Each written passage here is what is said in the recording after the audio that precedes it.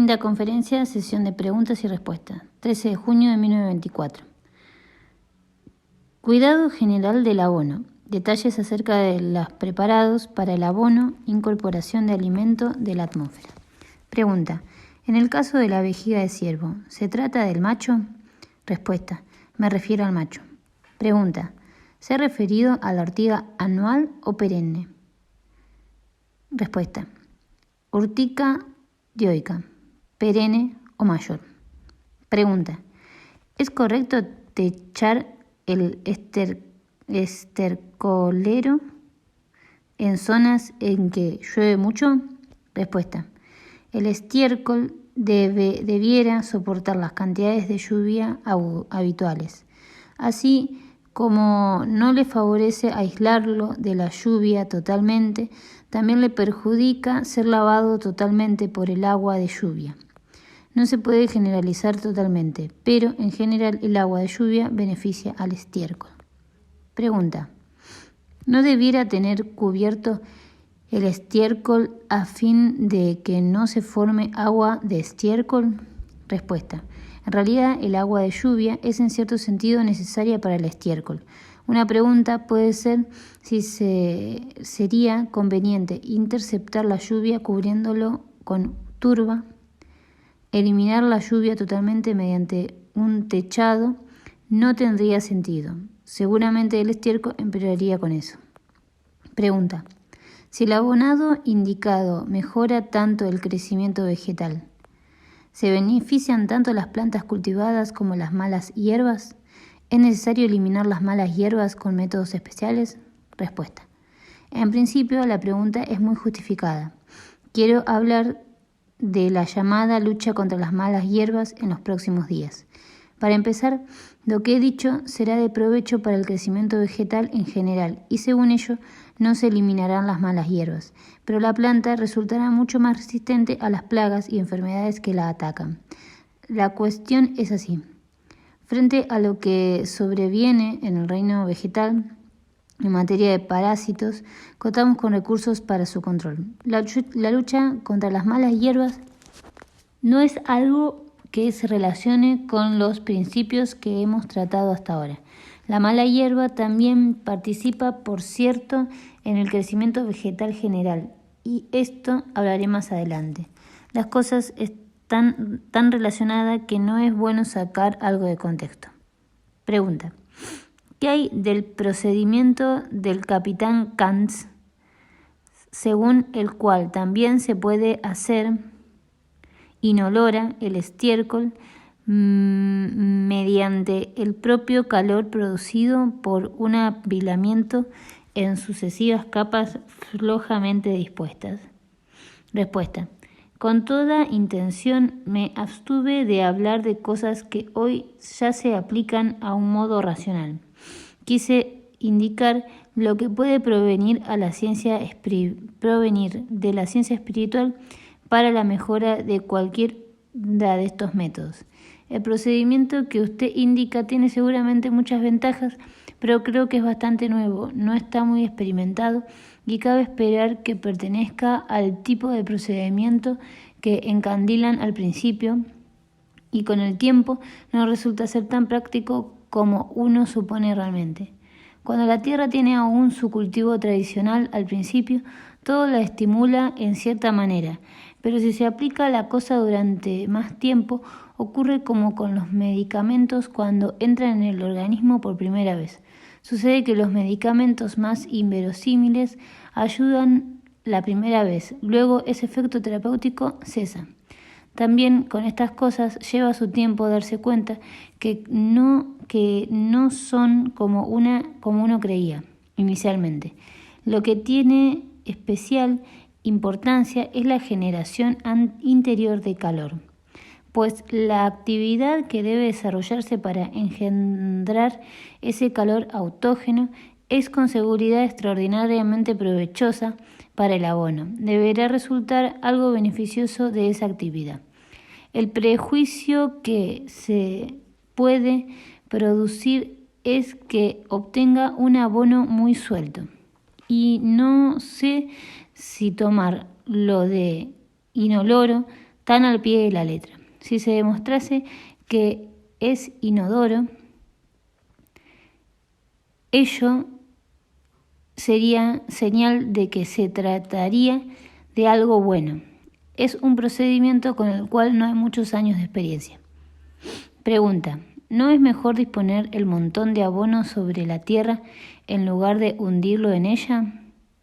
Respuesta: en principio es correcto elevarlo tanto como sea posible, solo que entonces habrá que observar que el emplazamiento en sí no sea demasiado alto, ya que pueda permanecer en la relación de vida con las fuerzas que hay bajo la tierra.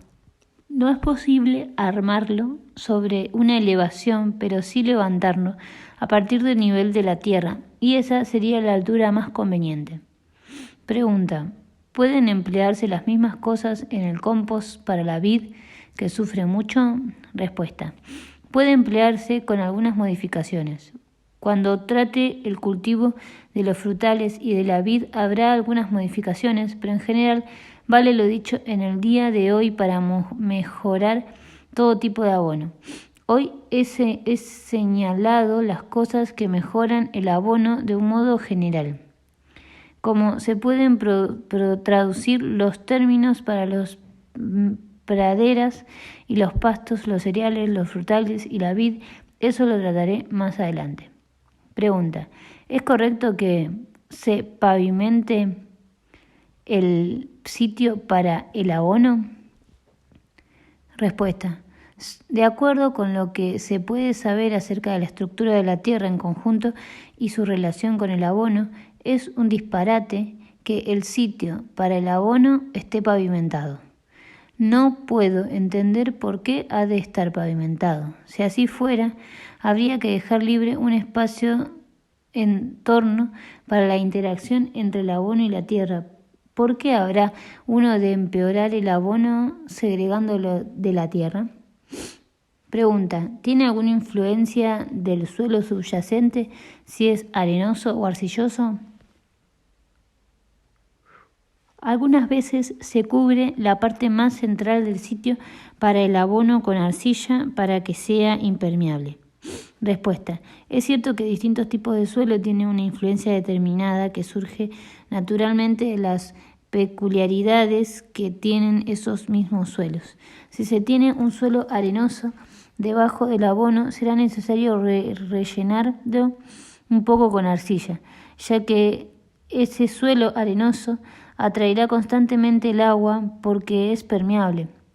Pero si se tiene un suelo manifiestamente arcilloso, sería preciso aflojarlo mezclándolo con arena.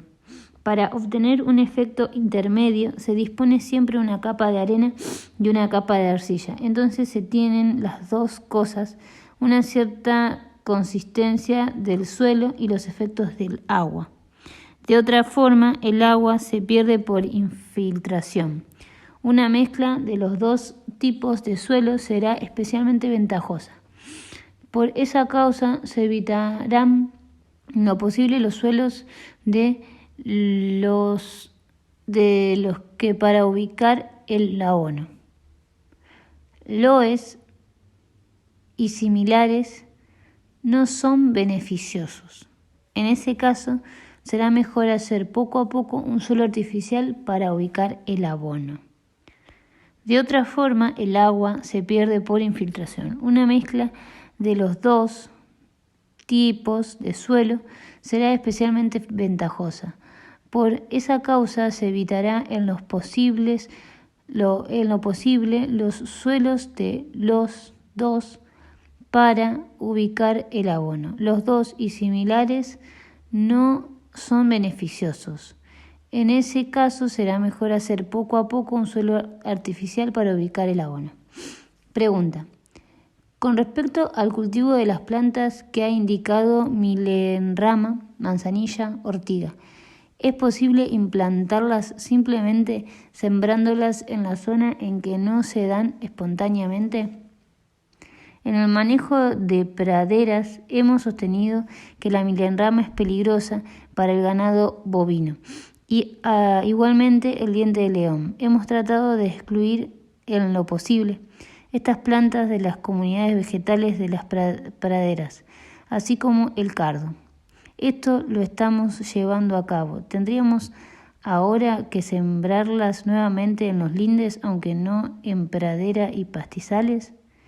Respuesta: pero ¿de qué manera habrían ellas de ser perjudiciales para la alimentación animal? Conde Keyserling se dice que la milenrama contiene sustancias tóxicas. Se dice que el diente de león no es provechoso para la alimentación de ganado bovino. Respuesta: será preciso fijarse en qué a campo abierto el animal no como eso. Conde Lerchenfeld. En nuestra zona se hace al revés. Allí el diente de león es considerado directamente como alimento lechero. Respuesta: a veces estas cosas solo son prejuicios. No se sabe si han sido puestas a prueba. Es posible, habría que probarlo si son perjudiciales en el heno. No creo que en el caso de ser perjudiciales el animal mismo rechazaría el heno, pues no come nada que lo perjudique. Pregunta: ¿No se diezma la milenrama con el fuerte escalado, ya que la milenrama requiere un suelo ácido y húmedo? Respuesta: si se usa la milenrama silvestre, la indicada en el preparado homeopático mencionado, basta realmente con una cantidad pequeña para una gran finca. Con tener la milenrama aquí en el jardín sería suficiente para toda la finca. En mi pasto he visto que todo el ganado bovino come con gusto el diente de león tierno hasta poco antes de la floración. En cambio, más tarde, cuando comienza a florecer, deja de comerlo. Respuesta: en esto habrá de tener en cuenta lo siguiente, que en la regla general el animal no come el diente de león si le es perjudicial. Tiene un instinto alimenticio extraordinariamente bueno. Pero deberán tener en cuenta también que cuando queremos favorecer algo basado en cierto proceso, casi siempre empleamos algo que no empleamos comúnmente como tal. Por ejemplo, nadie emplearía la levadura de cerveza para la comida diaria, sin embargo, se la usa para hacer el pan. Las cosas son así. Si aquello que eventualmente se puede tener un efecto tóxico se ingiere en dosis elevadas, en otras circunstancias actuará de modo más benéfico. Los medicamentos son tóxicos la mayoría de las veces. Se ve entonces que el proceso es verdaderamente decisivo, no la sustancia. Creo pues que razonablemente se puede dejar de lado los reparos en el sentido de que el diente de león pueda perjudicar a los animales. Existen tantos juicios extraños. Es realmente curioso que por un lado el conde Keyserling haya señalado el carácter perjudicial del diente de león, mientras que por otro el conde Lerchenfeld diga que precisamente se trata del mejor alimento lechero. En efecto, en la planta no puede ser tan distinto en zonas tan cercanas. Una de las dos opiniones debe ser incorrecta. Pregunta: ¿no será decisivo el tipo de tierra, además de afirmación se basa en la opinión de veterinarios? ¿Deberá implantarse expresamente la milenrama y el diente de león en las praderas y los pastos? Respuesta: alcanza con una superficie muy pequeña. Pregunta: ¿es importante cuánto tiempo se guarden los preparados unidos al abono luego de que se los ha extraído de la tierra? Respuesta: si se los ha agregado al abono, no importa cuánto tiempo estén allí dentro, pero si se reparte el abono en el campo, debe haberse puesto con anterioridad. Pregunta: ¿se deben introducir los preparados en la tierra todos en el mismo sitio o cada una por su cuenta? Respuesta: es de cierta importancia que mientras tiene lugar esta interacción, Un preparado no molesta al otro, de modo que se los debería enterrar en cierta distancia entre sí. Si se tuviesen para enterrar un campo pequeño, habría que buscar siempre los puntos más distantes de la periferia. En una hacienda grande se puede disponer de distancias como uno quiera. Pregunta: ¿puede haber vegetación sobre la tierra que cubre los preparados? Respuesta: la tierra puede hacer lo que quiera. Incluso será bastante bueno en ciertos casos que la tierra presente vegetación allí encima. También puede estar cubierta por plantas cultivadas. Pregunta: ¿cómo debe ponerse los preparados en el montón de estiércol?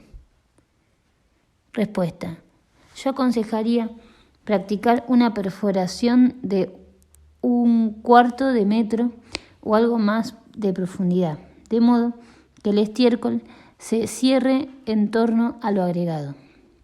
No se requiere una profundidad de 1 metro, pero sí que el estiércol se cierre en torno a los preparados. Si este es el montón de abono y aquí tiene una pequeña partícula, sucede que todos los rayos van así. Todas las cuestiones se basan en la radiación. Y si está demasiado cerca de la superficie, no es bueno. En la superficie misma, la radiación se refracta, describe una curva bien determinada y no sale afuera si el estiércol está bien cerrado en torno.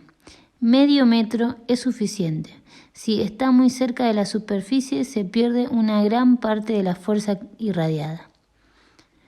Pregunta: ¿basta hacer algunas preparaciones solamente o hay que procurar repartir los preparados todo lo posible?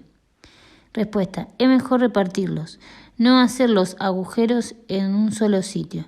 De lo contrario, las radiaciones se molestan. Pregunta: ¿es preciso poner los preparados en el montón de estiércol de una sola vez?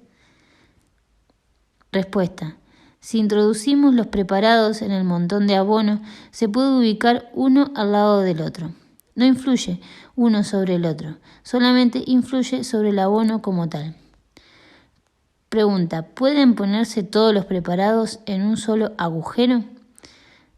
Respuesta: teóricamente, incluso se podría presuponer que los preparados no se molestan si se ponen todos en el mismo agujero, pero no quisiera afirmar eso desde un principio.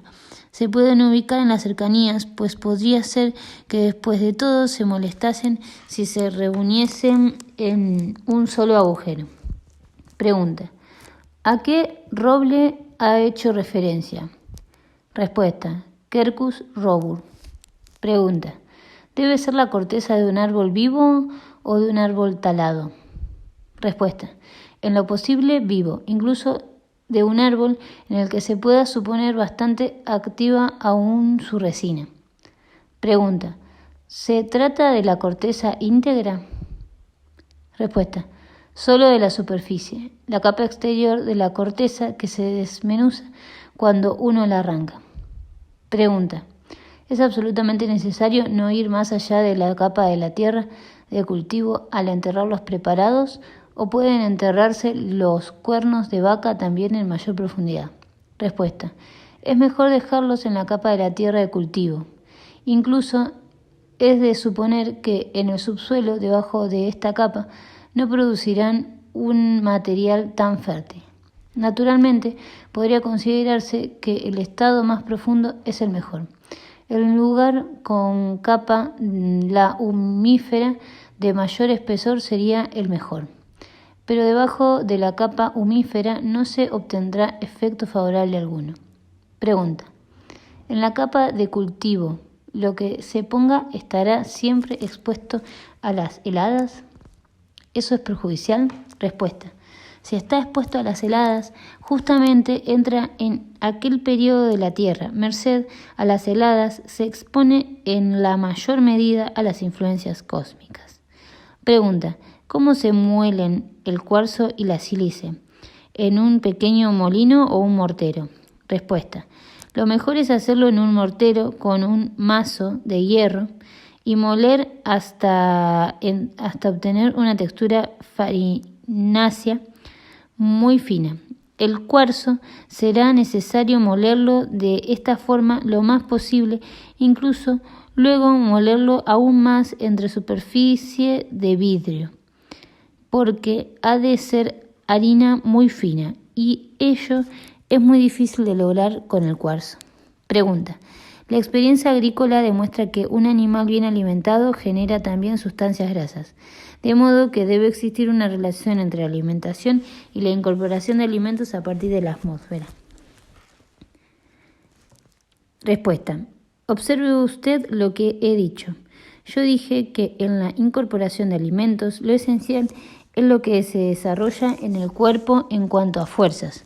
Con una correcta incorporación de alimento, el animal desarrollará suficientes fuerzas para tener la facultad de captar las sustancias de la atmósfera y metabolizarlas. Esto se puede comparar con el guante estrecho que no se logrará poner con forcejeos, sino previamente extendido con un molde de madera agrandado. Así, pues se trata de hacer dúctiles las fuerzas necesarias para recibir de la atmósfera aquello que no es suministrado por los alimentos. Mediante el alimento, el organismo se expande, y con ello se ve facultado para incorporar más de la atmósfera. Incluso se puede producir una hipertrofia si se toma demasiado. Ello se paga con una menor duración de la vida.